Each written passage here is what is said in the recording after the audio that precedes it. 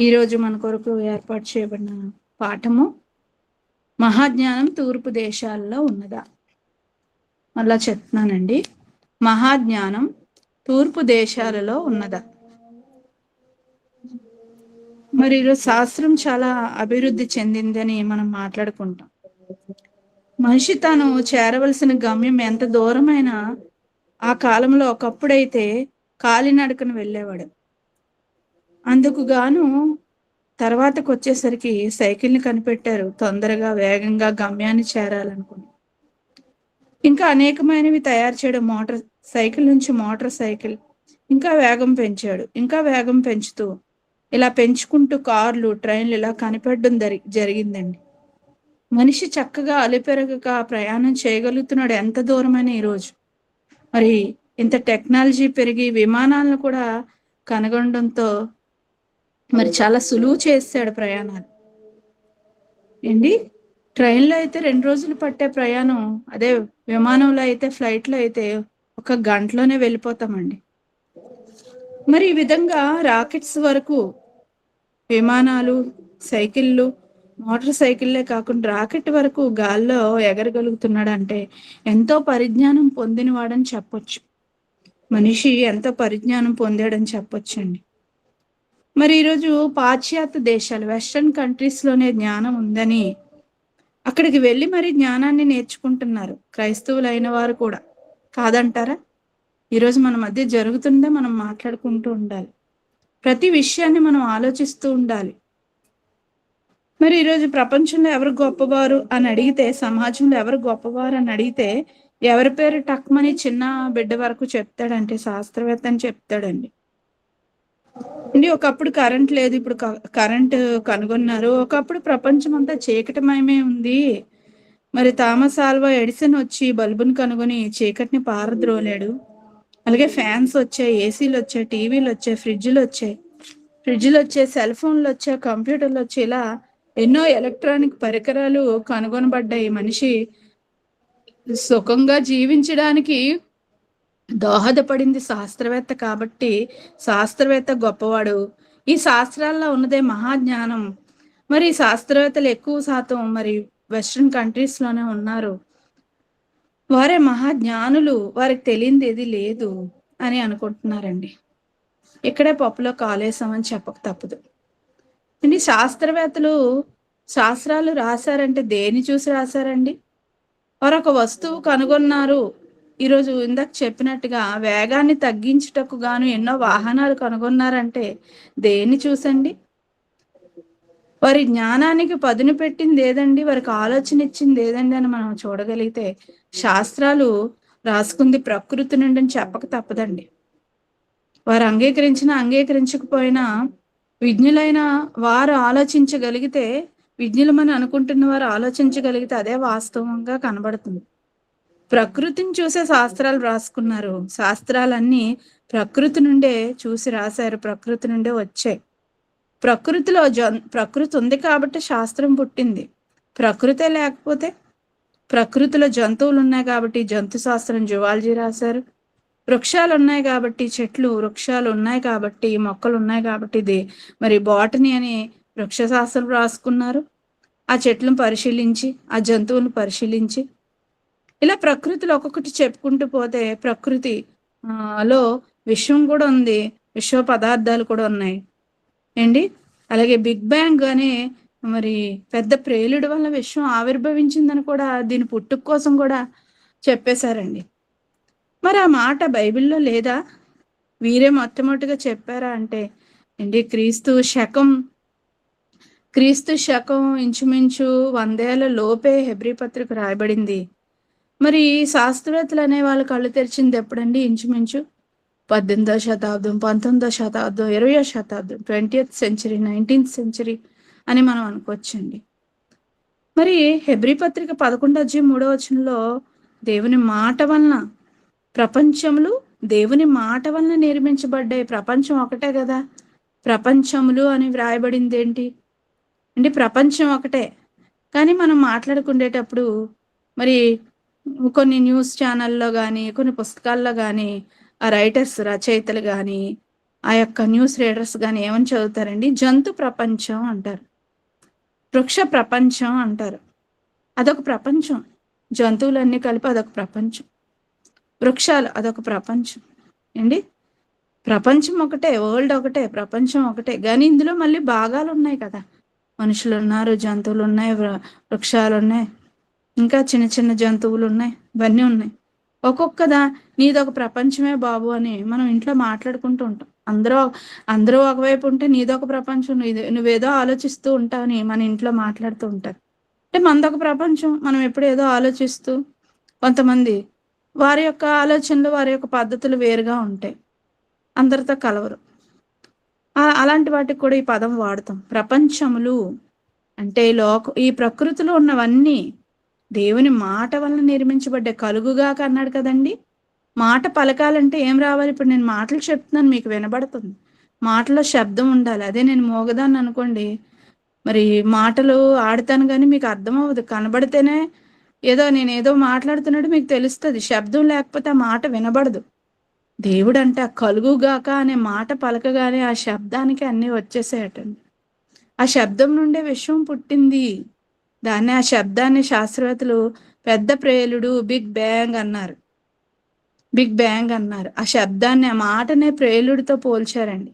కానీ బైబిల్లో సునాయాసంగా వాళ్ళు ఎన్నో సంవత్సరాలు కూర్చొని ల్యాబ్స్లో, ల్యాబొరేటరీలో ఎన్నో గడ్డాలు, మరి తల వెంట్రుకలు పెంచుకొని ఆహారం కూడా తినకుండా ప్రకృతిని చూసి ఎన్నో కనుగొన్నారండి. ఎన్నో సంవత్సరాలు.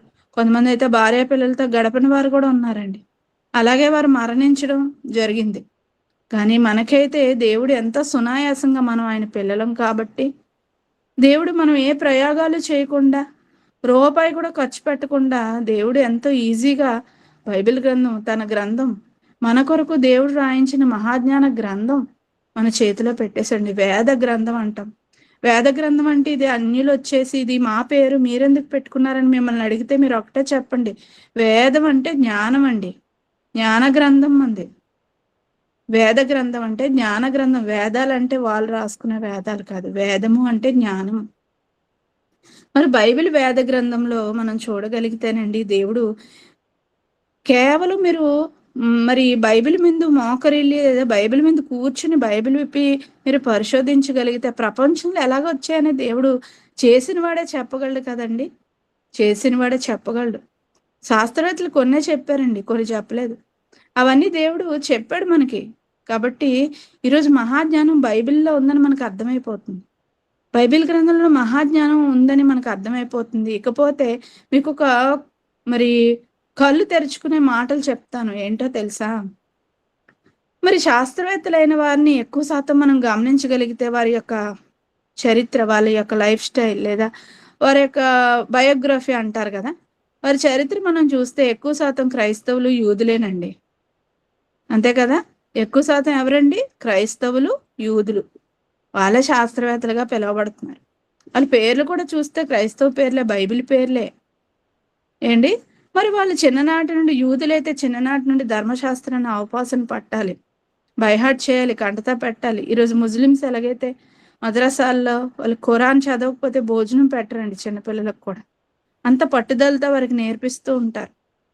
వాళ్ళు అలా చదువుతూనే ఉంటారు. మరి యూదులకు కూడా అదే పద్ధతి ఉందండి, ధర్మశాస్త్రాన్ని చదవాలి. మరి క్రైస్తవులు అయితే నిత్యం బైబిల్ చదువుతూనే ఉంటారు ఏంటి. మరి అలా చదువుతున్నప్పుడు వారు ఆ శాస్త్రవేత్తలైన వారు క్రైస్తవులు, వారి తల్లిదండ్రులు వారు యూదులైనప్పుడు వారు ధర్మశాస్త్రాన్ని చదువుతున్నప్పుడు ఈ మాటలు చదివి ఉండరంటారా? ఈ మాటలన్నీ చదివినప్పుడు వాళ్ళకి ఆలోచన వచ్చింది. చూడండి, మనం ఏదైనా చూసినప్పుడు మన ఆలోచన వస్తుంది. అప్పుడు వెంటనే నేను ఒకటి ఆలోచిస్తున్నాను, పలానా చూడగానే నాకు ఇన్స్పిరేషన్ వచ్చింది, నేను చేశాను అంటారు. ఒక రోకలి బండిని చూసి మరి ఏం తయారు చేశారంటే ట్రైన్ని కనుగొన్నారండి. పక్షుల్ని చూసి విమానాలు కనుగొన్నారండి. మరి పక్షే లేకపోతే పక్షిని ఎవరు తయారు చేశారు?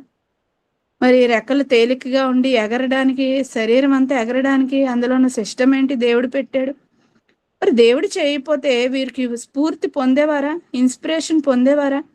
దేవుడు చేసిన వస్తువుల్ని చూస్తున్నారు, కనుగొన్నారు, ఆలోచిస్తున్నారు.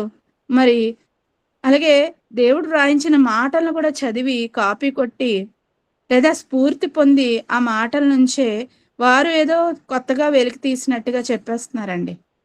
కాకపోతే పదాలు మార్చి చెప్తున్నారు, దేవుడని ఎక్కడ ఒప్పుకోవట్లేదు. ఏండి ఆ ప్రేలుడే దేవుని మాటని వాళ్ళు చెప్తే వాళ్ళ సుమ్మేం పోద్దా?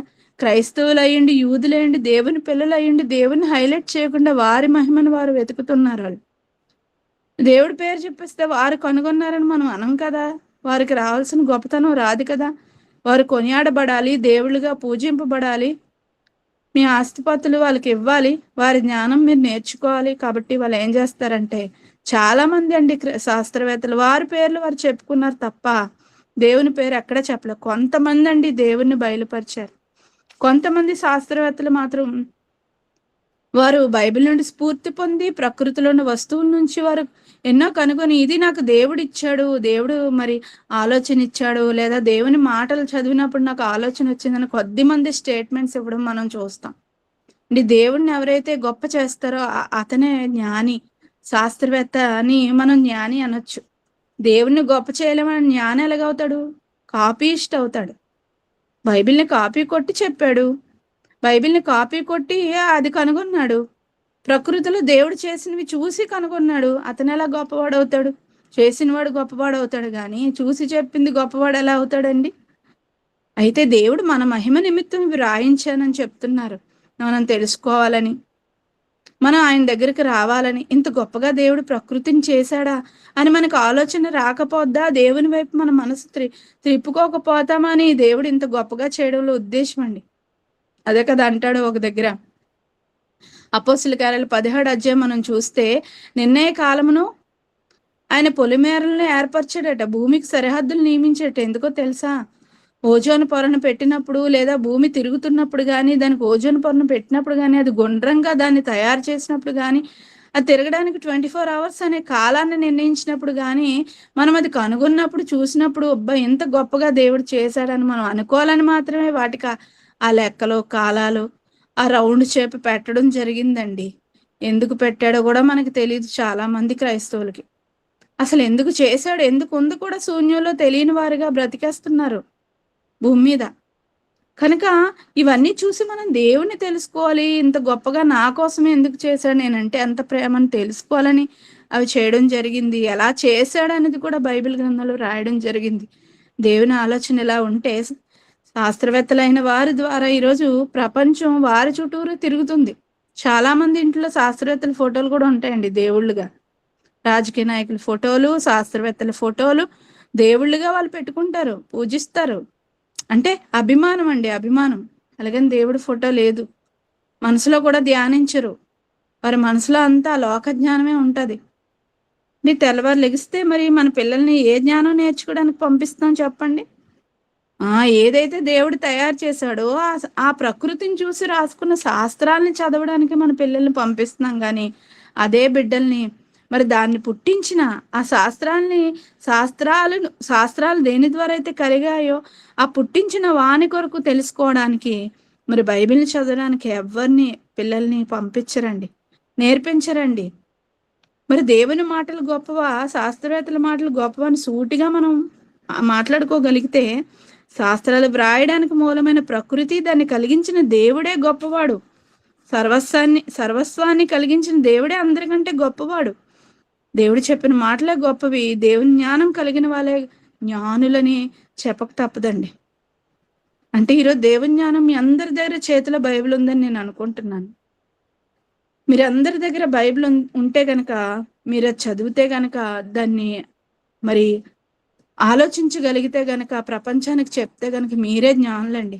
మీకు అర్థమైతే చాలు. మీకు అర్థమైంది అనుకుంటాను. ఇన్ని క్లాసులు విన్నారు కాబట్టి మీకు అర్థమైంది, మీరే జ్ఞానులు. మనమే జ్ఞానులమండి.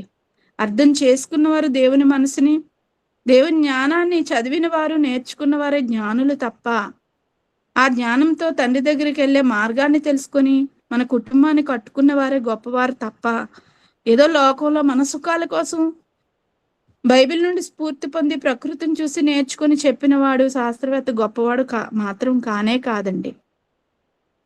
మరి సామెతల గ్రంథం 1వ అధ్యాయం 22వ వచనం మనం చూడగలిగితేనండి, సామెతల గ్రంథం 1వ అధ్యాయం 22వ వచనం మనం చూడగలిగితే ఎట్లనగా, జ్ఞానం లేని వారులారా మీరెన్నాళ్ళు జ్ఞానం లేని వారుగా ఉండగోరుదురు?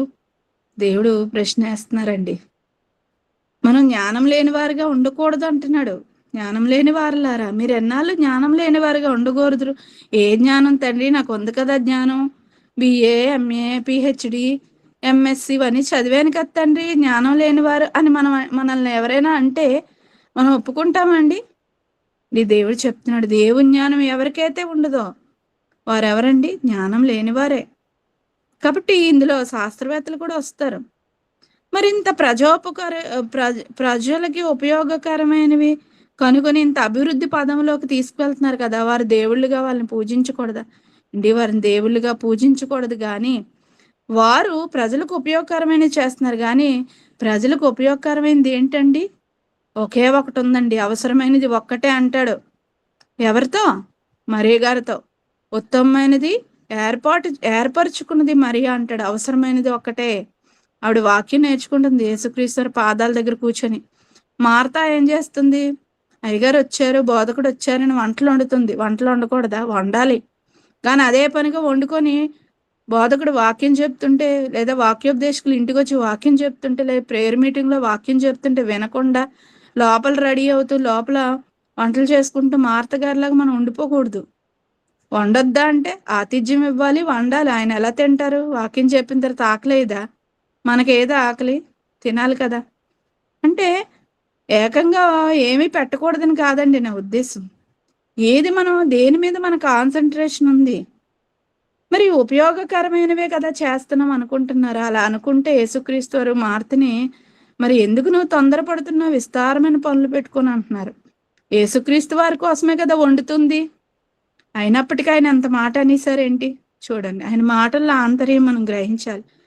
అలాగే శాస్త్రవేత్తలు కూడా ప్రజోపకరమైనవి చేశారు, కానీ వారు ఆ వస్తువులు అవి కనుగొనడానికి స్ఫూర్తి దేని నుంచి పొందారో చెప్పకపోవడం వల్ల వాళ్ళు జ్ఞానం లేని వారిగా మనం ఎంచాలండి. కాబట్టి ఎవరైతే దేవుణ్ణి ప్రజెంట్ చేస్తారో వారే జ్ఞానులు. ఈ సందర్భంలో మీకు ఒక విషయాన్ని గుర్తు చేస్తాను. మరి యేసుక్రీస్తు వారు పుట్టినప్పుడు జ్ఞానులు వస్తారు కదండి. ముగ్గురా, నలుగురా, ఐదుగురా అంటే బైబిల్లో లేదండి. మరి చాలా మంది క్రైస్తవుల్లో మనం చూడగలిగితే ముగ్గురే వచ్చినట్టుగా నాటికలు, స్కిట్స్ వేస్తారు అండి. ఎక్కడ ముగ్గురని లేదు. ఆ అభిప్రాయం ఒకవేళ మనలో ఉంటే కూడా తీసివేసుకోవాలి. బైబిల్లో లేనిది మనం ఎందుకు ముగ్గురని కన్ఫర్మ్ చేస్తాం? కనుక నలుగురు రావచ్చు, ఐదుగురు రావచ్చు, ఇద్దరు రావచ్చు కదండి. మరి ఇక్కడ జ్ఞానులు ఎలా వచ్చారట? యేసుక్రీస్తు వారు పుట్టారు అని తూర్పు దేశంలో ఉన్న జ్ఞానులు వచ్చారంటండి. తూర్పు దేశంలో ఏదో ఒక దేశానికి సంబంధించిన జ్ఞానులు, వారు ఖగోళ శాస్త్రవేత్తలండి. నక్షత్రాన్ని చూసి వస్తున్నారంటే నక్షత్రాలను పరిశీలించే వారిని ఏమంటారు? విశ్వంలో విశ్వశాస్త్రాన్ని లేదా అంతరిక్ష శాస్త్రాన్ని మరి అది అధ్యయనం చేస్తున్న వారిని ఏమంటారంటే ఖగోళ శాస్త్రవేత్తలు అంటారు. ఖగోళ శాస్త్రవేత్తలు అంటారు. మరి ఆ లోకంలో వాళ్ళు శాస్త్రవేత్తలుగా ఉన్నారు. మరి ఒక నక్షత్రం పుట్టిందంటే గొప్పవాడు పుడతాడని వాళ్ళు తెలుసుకున్నారండి. మరి వారికి కూడా ఇంచుమించు ధర్మశాస్త్రం అనేక వచనాలు వాళ్ళకి తెలిసే ఉండవచ్చు. ఎందుకంటే ఇశ్రాయేలీలైన వారు ఈ 40 సంవత్సరాల వారి ప్రయాణంలో అనేక ప్రాంతాలు, అనేక దేశాలను చుట్టుకుంటూ వచ్చారు. అర్థమవుతుందండి. అలాంటప్పుడు వారి యొక్క ధర్మశాస్త్రంలో ఏమేమి ఉన్నాయి మాటలు ఇరుగు పొరుగులో ఉన్న అన్యులు తెలుసుకోరంటారా? ఇకపోతే ఇశ్రాయేలీల కోసం ఆ రోజు భూమి మీద ఉన్న ప్రతి రాజ్యానికి భయమే. ఇశ్రాయేలీల కోసం గొప్పతనం ఆ రోజు ఆ కాలంలో అందరికీ తెలిసిపోయింది. వారంటే నలుదిక్కులకి భయం పట్టుకుంది. వాళ్ళ దేవుడు వారి పక్షాన యుద్ధం చేస్తాడరా. ఈ రోజుకి ఇజ్రాయెల్ దేశం అనగానే అదే కదని చెప్తారు. అదొక్క దేశం ఒకవైపు ఉంటది. అన్ని దేశాలు మరి ఎదురుగా వచ్చినా కూడా నిలబడగలుగుతుంది. ఎందుకంటే దేవుడు వారికి అంత జ్ఞానాన్ని, అంత శక్తిని ఇవ్వడం జరిగింది. కానీ వారు దేవుని తెలుసుకోవట్లేదు. వారి జ్ఞానమందు వారు అతిశయిస్తున్నారు. కనుక ఎవరికైనా దేవుడు జ్ఞానం ఇచ్చాడు, అందరికీ ఇచ్చాడండి. ఎవరో ఒకరికి ఇవ్వలేదండి. వారు పదును పెట్టారు, మనం పదును పెట్టలేదు అంతే. దేవునికి పక్షపాతం లేదు సుమా. ప్రతి మనిషి హృదయంలో, ప్రతి మనిషి అంతరింద్రియంలో జ్ఞానం ఉంచాను అంటున్నాడు. మీరు కావాలంటే కీర్తన గ్రంథంలో ఉంటుంది, చదవండి. అంతరింద్రియంలో జ్ఞానం ఉంచిన వాడెవడు? చూడండి, మనకి బైబిల్ లేకపోయినా మంచేదో చెడేదో మనకు తెలుసండి. పుట్టిన తర్వాత ప్రకృతిని చూసైనా మనం తెలుసుకుంటాం, జంతువులను చూసైనా మనం తెలుసుకుంటాం. అయినప్పటికీ దేవుడు తన మాటల్ని, కట్టడల్ని ఇవ్వడం ఆ మాటల్లో మనం ఉంటామా లేదా అని ఇశ్రాయేలీల పట్ల ప్రయోగం చేయడం. పిమ్మట ఇశ్రాయేలీలు అనుసరించలేకపోయారు కాబట్టి ప్రపంచానికి అంతటికీ క్రొత్త నిబంధన ఇవ్వడం. ఆ మాటల్లో మీరుంటే నా దగ్గరికి చేరుతారని చెప్పడం జరిగిందండి. మరి ప్రతి ఒక్కరి అంతరింద్రియంలో జ్ఞానం దేవుడు పెట్టాడు. ఆ జ్ఞానాన్ని పదును పెట్టి కొందరు శాస్త్రవేత్తలుగా మారారు. ఏ శాస్త్రమైన, ఏ జ్ఞానమైన కడకు దేవుని దగ్గరికి రావాలి. మళ్ళా కమింగ్ టు ది పాయింట్. ఖగోళ శాస్త్రవేత్తలైన వారి దగ్గరికి మనం రాగలిగితే యేసుక్రీస్తు వారు పుట్టినప్పుడు నక్షత్రం పుట్టిందంట తూర్పు దేశంలో. అదే దేశమో రాయబడలేదు గాని, ఆ జ్ఞానులు అక్కడ నక్షత్రం వాళ్ళ దేశంలో పుట్టడం చూసి, ఆ నక్షత్రం ప్రయాణం చేస్తుందంట. ఎన్ని నక్షత్రాలు తిరుగుతాయి, ప్రయాణం చేస్తాయి, కదులుతాయని బైబిల్‌లో ఉందా? ఉందండి. ఆర్యభట్ట గారు చెప్పినంత వరకు మనకు తెలీదనుకుంటే పొరపాటు. బైబిల్‌లో ఎప్పుడో ఉంది. యోధా పత్రికలో ఉంటది. మార్గము తప్పి తిరుగు చుక్కలుగా మీరున్నారు అంటాడు. చుక్కలు అంటే నక్షత్రాలు. జ్యోతులు అన్నా నక్షత్రాలే. నక్షత్రాలు తిరుగుతున్నాయి, కదులుతున్నాయి. యోబు గ్రంథంలో కూడా ఉంటది కదండీ! మృగశీర్ష సప్తర్షి నక్షత్ర మండలములు నువ్వు త్రిప్పగలవా అంటే తిరుగుతున్నాయని అర్థం. వాటి కట్లన్నీ విప్పగలవా అంటే వాటికి ప్రభుత్వం ఉంది. వాటికి కొన్ని రూల్స్ అండ్ రెగ్యులేషన్స్ ఉన్నాయని అర్థం. అంటే దేవుడు వాటి నిర్ణీత కక్షలలో ఆర్బిట్స్ లో తిప్పుతున్నాడు. వాటి మార్గాల్లో, వాటి పదముల్లో అవి తిరుగుతున్నాయి. ఏవి పదం తప్పి తిరగవు. ఏవి కక్ష తప్పి తిరగవు. అలా తప్పి తిరుగుతూ అవదాని మీద ఒకటి పడిపోతే ఈ విషయమే ఉండదండి. అంటే అంత పెద్ద పెద్ద నక్షత్రాలు అంటే ఎంత పెద్దవంటే భూమి కంటే 13 లక్షల రెట్లు పెద్దవండి ఇంచుమించు. ఒక సూర్యుడే నక్షత్రం అనుకుంటే, మరి ఆ సూర్యుడు ఎంత పెద్దదంటే బగబగమండే ఆ సూర్యగోళం భూమి కంటే 13 లక్షల రెట్లు పెద్దవి. ఇలాంటి సూర్యుళ్ళు, ఇలాంటి నక్షత్రాలు, ఎంతో పెద్దవైన నక్షత్రాలు అంతరిక్షంలో తిరుగుతున్నాయి, విశ్వంలో తిరుగుతున్నాయండి. అవి ఒకదానికొకటి గుద్దుకోవట్లేదు. ఒక లైన్లోకి ఒకటి వచ్చేయట్లేదు. భూమి మీద మాత్రం ఒకడింటిని ఇంకోటి ఆక్రమించుకోవడం, ఒకని భార్యని ఇంకొకరు ఆక్రమించుకోవడం, ఒకరి ఆస్తిని ఇంకొకరు దోచుకోవడం, ఒకరిని ఇంకొకరు చంపడం. చూసారండి మనకి వాటికి తేడా? అసలు నక్షత్రం పుట్టిందంటే మనకు ఒక నక్షత్రం అంతరిక్షంలో ఉందని మీరు గ్రహించాలి. జన్మ నక్షత్రం అనే పాఠంలో మీరు నేర్చుకుంటారు. వాటికి మనకి సిమిలారిటీస్ ఏంటంటే అది వెలుగుతుంది, మనం కూడా వాక్యంతో వెలగాలి. మీరు జ్యోతులే అంటాడు దేవుడు. మనల్ని జ్యోతులతో పోలుస్తాడు, నక్షత్రాలతో పోలుస్తాడు. ఒక దెబోరా గారిని, ఆమెకు న్యాయాధిపతి అయిన దెబోరా గారికి హెల్ప్ చేసిన బారాకు గారిని మరి ఆయన నక్షత్రములు తమ మార్గంలో యుద్ధం చేసిరి అంటాడు. అన్యరాజులైన సిసేరాతో, కనాను రాజైన మరి యాబీను అతని సైన్యపతి సిసేరాతో యుద్ధం చేస్తారు. న్యాయాధిపతి అయిన దెబోరా, ఆమెకి హెల్ప్ చేయడానికి వచ్చిన బారాకు. మరి వారిని యుద్ధం చేసిన వారిని దేవుడు ఏమని సంబోధిస్తాడంటే న్యాయాధిపతులు 5:20 గాని 20:20లో చూడని ఉంటది. నక్షత్రములు యుద్ధం చేసిన అంటే మనుషుల్ని దేవుడు నక్షత్రాలతో పోలుస్తున్నాడు. చూసారా? అంటే రియల్ స్టార్స్ ఎవరు అనుకుంటున్నారు? మనం స్టార్స్ అనగానే సినిమా యాక్టర్స్ గుర్తొచ్చేస్తారు మనకి. Rebel star, power star, mega star అని. వీళ్ళు కాదండి స్టార్స్. వీళ్ళు కాదు స్టార్స్. స్టార్స్ అంటే సమాజాన్ని మంచి మార్గంలో నడిపించేవారే. తమ మాటలతో, వాక్యం అనే తమ మాటలతో సమాజాన్ని గొప్పగా మార్చేవారు, వెలుగుగా ఉన్నవారే నక్షత్రాలు. వెలగాలి కదా, అంటే మార్చాలి. వెలుగుని నింపుతుంది నక్షత్రం. అంతరిక్షంలో వెలుగుతుంది కదండి. అంతరిక్షంలో ఎంత వెలుగుంటది తెలుసా? మనకి దూరం నుండి చూసరికి మినుకుమంటే చిన్నది కనిపిస్తుంది. చిన్నది అనుకోకండి, మన భూమి కంటే 13 లక్షల రెట్లు పెద్దది. అంత పెద్దది అవసరమా? అలాంటివి ఎన్ని ఉన్నాయట? కోటాను కోట్లు. నక్షత్రాలతో పోల్చాడు కదా మన సంతానాన్ని. అబ్రహాం గారికి నక్షత్రములు అంతమంది.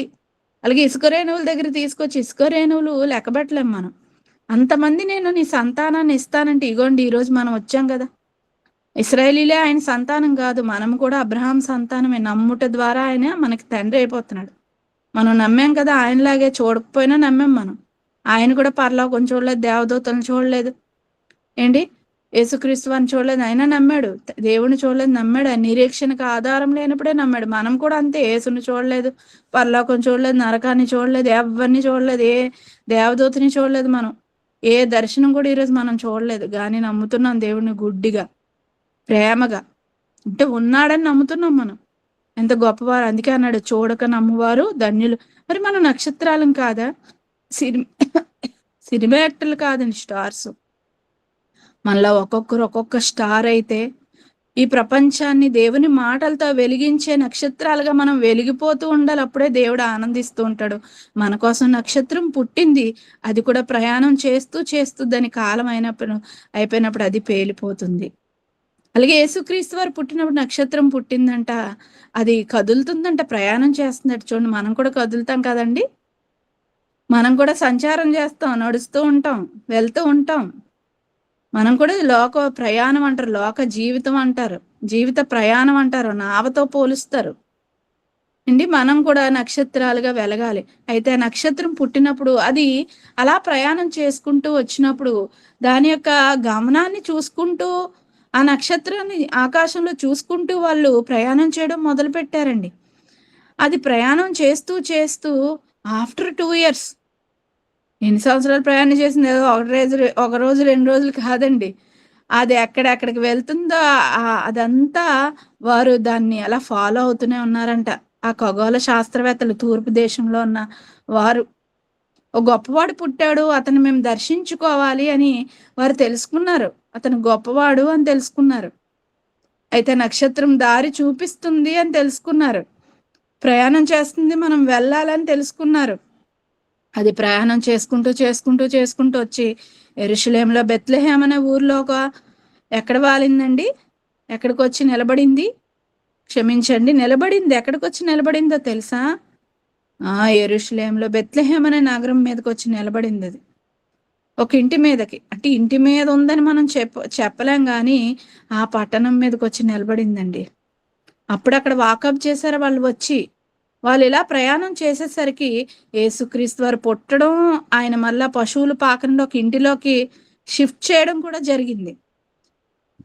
ఆ యొక్క ఖగోళ శాస్త్రవేత్తలు అంటే జ్ఞానులు, తూర్పు దేశపు జ్ఞానులు వచ్చేటప్పటికి యేసుక్రీస్తు వారి ఇంటిలో ఉన్నట్టుగా ఉంటది. మీరు కావాలంటే మత్తయి సువార్త, లూకా సువార్త మొదటి అధ్యాయాలు చదవండి. ఇప్పుడు అది అవుట్ ఆఫ్ సబ్జెక్ట్ అయిపోద్ది కాబట్టి నేను ఎక్కువ రెఫరెన్స్లు అవ్వకూడదని, మీకు అర్థం అవ్వాలని అర్థం చేస్తున్నాను పాఠాన్ని. జాగ్రత్తగా వినండి. మరి వారు వాకప్ చేస్తారట, వచ్చి డైరెక్ట్గా ఎవరిని అడుగుతారో తెలుసా? మరి వాళ్ళు వెతుక్కుంటూ మరి రాజు దగ్గరికి తీసుకెళ్ళిపోతారండి వాళ్ళని. హేరోదు రాజు దగ్గరికి వెళ్ళక పులి నోట్లో పెట్టేసినట్టుగా తలకాయి, మరి ఎవరైతే హేరోదు రాజు యేసుక్రీస్తు వారంటే పడదో అతని దగ్గరికి వెళ్ళిపోయారు. అంటే ఒక రాజు ఉంటుండగా ఇంకొక రాజు పుట్టాడని అడిగితే ఎలాగుంటదండి? రాజు దగ్గరికి వెళ్ళి, యూదుల రాజు దగ్గరికి వెళ్ళి, మేము యూదుల రాజుని పూజించడానికి వచ్చాము, ఇదిగో విలువైన కానుకలు తెచ్చామంటే, ఇదేంటి నాకు పోటీ, ఎవరు పుట్టారు, నేనే కదా రాజుని, చిన్న జలసి ఉంటది కదండి ఆ కాలంలో. కాబట్టి హేరోదు గారు మరి అసూయ పడిపోయారండి. మరి ప్రవచనంలో జరిగినట్టుగా ఆయన జీవితంలో ఇన్సిడెంట్స్ అన్ని ముందుగా దేవుడు రాయించాడు కాబట్టి, ఐగుప్తు నుండి నా కుమార్ని పిలిచితిని అనే ప్రవచనం నెరవేరాలి కాబట్టి హేరోదు గారు ఆ జ్ఞానుల్ని మరి రాంగ్ రూట్ పట్టిస్తారు. మీరు వెళ్ళండి, కనుగొన్న తర్వాత నా దగ్గరికి రండి, నాకు అడ్రస్ చెప్పండి, నేను వచ్చి పూజిస్తానని ఉట్టిదే అలా చెప్తారండి. కానీ దేవుడు ఈ యొక్క కన్నింగ్ మైండ్, ఈ మనిషి హేరోదు నుంచి యేసుక్రీస్తుని తప్పించాలి, అలాగే అమాయకులైన జ్ఞానులను కూడా తప్పించాలి కాబట్టి ఆ జ్ఞానులకి దేవదూత కనబడి చెప్తుందండి.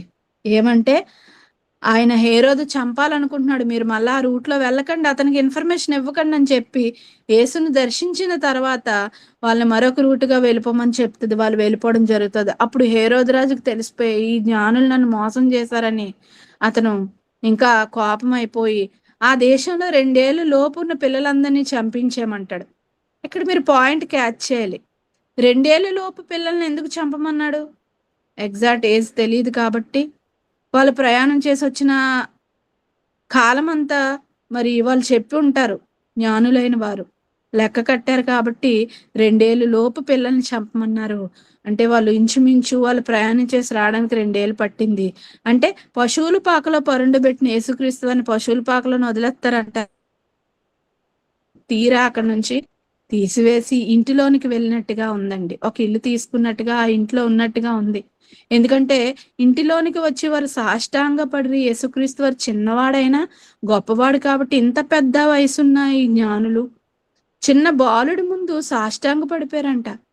అంటే వాళ్ళు ఖగోళ శాస్త్రవేత్తలు, లోకంగా ఖగోళ శాస్త్రవేత్తలు అయినప్పటికీ వారు క్రీస్తు గొప్పవాడని తెలుసుకుని మరి వాళ్ళు సాష్టాంగ పడిపోయారటండి. మనం ఒక చిన్న బిడ్డ దగ్గరికి వెళ్ళిపోయి పడుకుండిపోయి నమస్కారం పెడతామా? సాష్టాంగ నమస్కారం పెట్టమండి మనం. అసలు ఇంత పెద్దవాళ్ళమైన తర్వాత కనీసం మోకాలేసి ప్రార్థన చేయడానికి కూడా మన మోకాలు వంగదే ఏండి. చాలా మంది ప్రార్థన జీవితం ఉండదు, వాక్యం చదవడం ఉండదు. వాక్యంలో క్రీస్తున్నారు, వాక్యమైన క్రీస్తు. మరి ఆ వాక్యాన్ని మనం చదువుకోవాలి ఏంటి. కళ్ళకు మొక్కక్కర్లేదండి, అవన్నీ ఆచారాలు. అవొద్దు, దేవుడు అది కోరుకోవట్లేదు, చదవమంటున్నాడు ఆయన.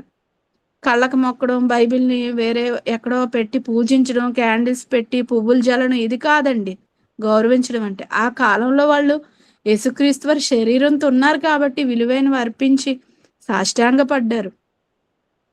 దేవుడు వారిని అసలు దేవుడు లోక జ్ఞానుల్ని, లోక శాస్త్రవేత్తలు జ్ఞానులని అంటాడంటే వారిని మాత్రమే అన్నాడండి. ఎందుకు అన్నాడో చెప్పండి, మీకు అర్థమైపోయి ఉంటది. వాళ్ళు లోకంగా నక్షత్రాల శాస్త్రం చదివి అవి చూసి దేవుని దగ్గరికి రాగలిగారు, దేవుడి యొక్క గొప్పతనాన్ని తెలుసుకోగలిగారు. లోక జ్ఞానులు అయినప్పటికీ దేవుని జ్ఞానం దగ్గరికి రాగలిగితే మనము కూడా జ్ఞానులమే. ఆ శాస్త్రవేత్త కూడా గొప్పవాడే. అందరినీ నేను చెడ్డ అనట్లేదండి. ఎవరైతే దేవుని తెలుసుకుంటారో వారి యొక్క పరిశోధనలో, ఎవరైతే దేవుణ్ణి ఘనపరుస్తారో వారే జ్ఞానులని దేవుడు ఇక్కడ వీరిని జ్ఞానులని రాయించాడు. కాబట్టి అందరినీ మనం జ్ఞానులు అనకూడదు. ఇకపోతే క్రైస్తవులే జ్ఞానులు, క్రైస్తవులమైన మనమే జ్ఞానులు. ఈరోజు లోకానికి వెలుగుగా నక్షత్రాలుగా ఉండవలసిన అనేక మందిని త్రిప్పాలంట.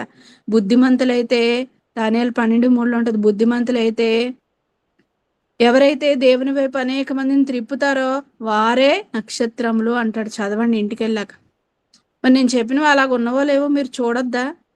ఏదో ఆస్కవిత్వంలో చెప్పి ఒకసారి బుర్రలో ఒకటి ఉంటే చెప్పేటప్పుడు మారిపోవచ్చు, నెంబర్ మారిపోవచ్చు, పుస్తకం మారిపోవచ్చు, భావం మారిపోవచ్చు. అప్పుడు మీరు ఏం చేయాలంటే, సిస్టర్ మీరు బైబిల్లో ఉందండి, ఇది చెప్పారండి, కొంచెం కరెక్ట్ చేసుకోండి అని చెప్పాలి మీరు. అందుకు మీరు జాగ్రత్తగా వినాలి, మళ్ళీ నేను చెప్పింది మీరు చూడాలి. ఎందుకంటే మనుషులం కదండి.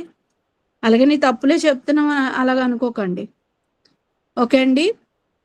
నెక్స్ట్ యోబు గ్రంథం మరి 28వ అధ్యాయం 1 నుంచి 13 వచనాలు మనం చూస్తే, యోబు గ్రంథం 28వ అధ్యాయం 1 నుంచి 13 వచనాలు. మరి జ్ఞానం లేకుండానే వీరు కనిపెట్టారా, జ్ఞానం లేనివారా ఏంటి అంటే, యోబు గారితో దేవుడు మాట్లాడుతున్నారు. వెండికి గని కలదు, పుటమువే సువర్ణములకు స్థలము కలదు. ఇనుమును మంటిలోంటి తీయుదురు, రాళ్ళు కరిగించి రాగి తీయుదురు, మనుషులు చీకటికి అంతం కలుగుచేదురు. అదే థామస్ ఆల్వా ఎడిసన్ ఏంటి. మనుషులు చీకటికి అంతం కలుగుచేదురు అంటే వెలుగు వస్తుంది, చీకటిని తీసేసే వెలుగుని రప్పిస్తారు మనుషులు. రాళ్ళు కరిగించి రాగి తీస్తారు. చూడండి, రాగి రాళ్లలోంచి వస్తుందని కూడా ఇక్కడ దేవుడు ముందుగా యోబు గ్రంథంలో క్రీస్తు పూర్వం 800లోనే వ్రాయించాడండి. అండి అది చదివారండి, ఈరోజు తవ్వేస్తున్నారు. అలాగేనండి ఈరోజు పెట్రోల్ డీజిల్ ఎలా త్రవ్వారో మీకు తెలుసా? ఇసుకలోంచి రహస్య ద్రవ్యములను మీరు పీల్చుదురు. ఇసుకలోనున్న రహస్య ద్రవ్యాలేంటి? ఇసుకలో వాటర్ ఏంటి? మీరు పీలుస్తారేంటి? రాతి నూనెను మీకు జుర్రించేదను అంటే, రాతి నూనె ఏంటి? Rock oil, petroleum. పెట్రో అంటే రాయి, రాయి నుంచి వచ్చిన నూనె పెట్రోల్. ఓలియం అంటే నూనె.